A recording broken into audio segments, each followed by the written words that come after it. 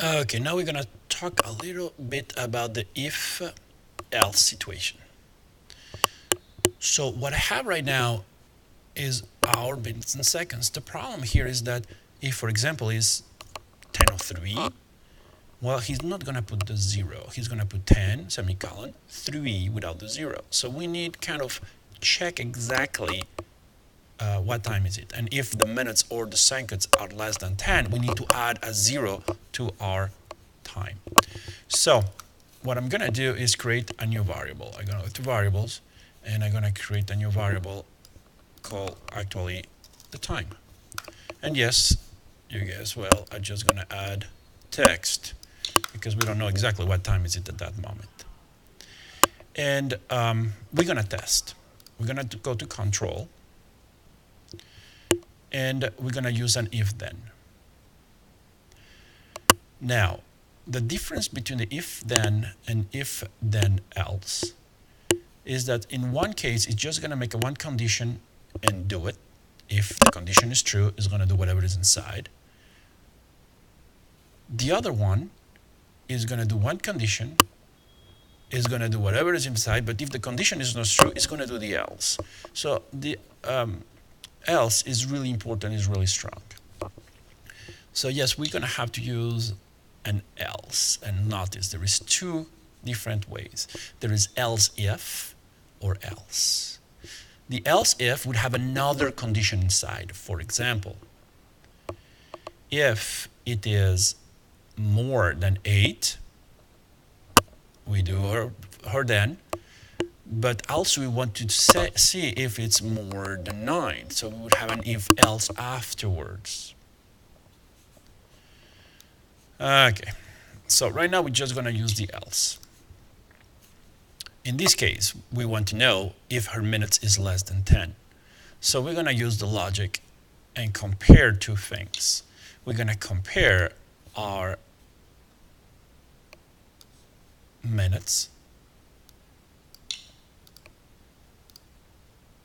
and we're going to check if our minutes is less than the value 10. Oops, the value math, there we go. 10.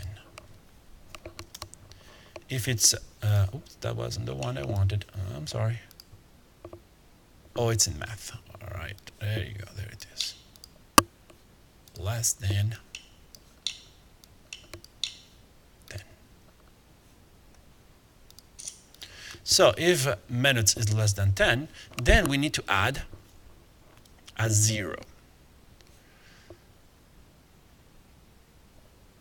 So I'm going to go to my variable. I'm going to set my variable time, and we're going to use a copy of this guy.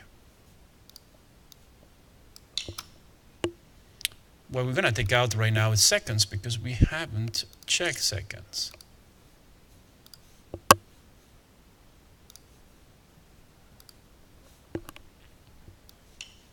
And we're going to take out the last string. So that right now we have less than 10. So if less than 10 means that this number is between 0 and 9. So we need to add a 0 to it.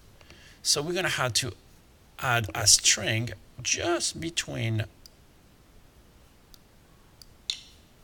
the semicolon and the number 0 to 9. And we're going to add there the value 0. So now we're going to have 10 semicolon 0, 1, 2, 3, 4, 5, 6, 7, 8, or 9. And then another semicolon. We're going to have to do the same thing later with seconds. Now, if it is greater than 10, it's going to go, or equal to 10, it's going to go literally here to this place where the else is located. So now we don't need to add the 0. We can take out that string. Oops, they go to match. And I'm making a mess. And I just need 2 more. 1 and 2. There you go. That's better. Now we have the semicolon at the end, and the minute there. So now that we have a number greater than 10, we don't need the 0. It goes directly like that. Now we need to do exactly the same thing with seconds. You're going to check if seconds is less than 10. If seconds is less than 10, now we don't need this, we don't need that. Well, we can leave that, but we're going to change it to the variable time. And the only thing we're going to add to time is seconds.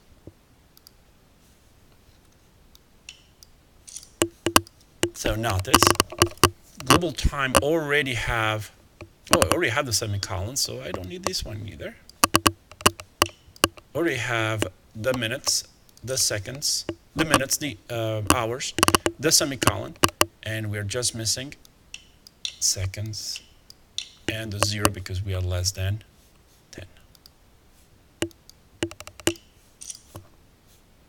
Now, if seconds is greater than 10, then we're going to duplicate this guy and put it here instead of that.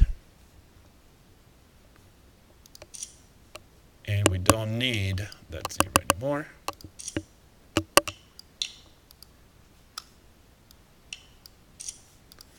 And boom. And at the end, instead of showing the entire join thing here, we're going to just put the variable time.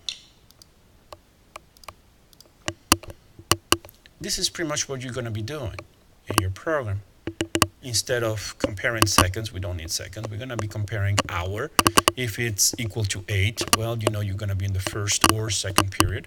You just need to check if minutes is going to be greater or equal than 50. If it's greater than 50, you're going to be in second period. If it's less than 50, you're going to be in first period, and so forth. So you're going to be using a lot of if, then, and instead of the else, I will use the if else. Hopefully that's going to help you with your project, and don't hesitate to shoot me an email if you have questions or you want me to do another video about a specific skill. Hey, have fun. Have a good weekend.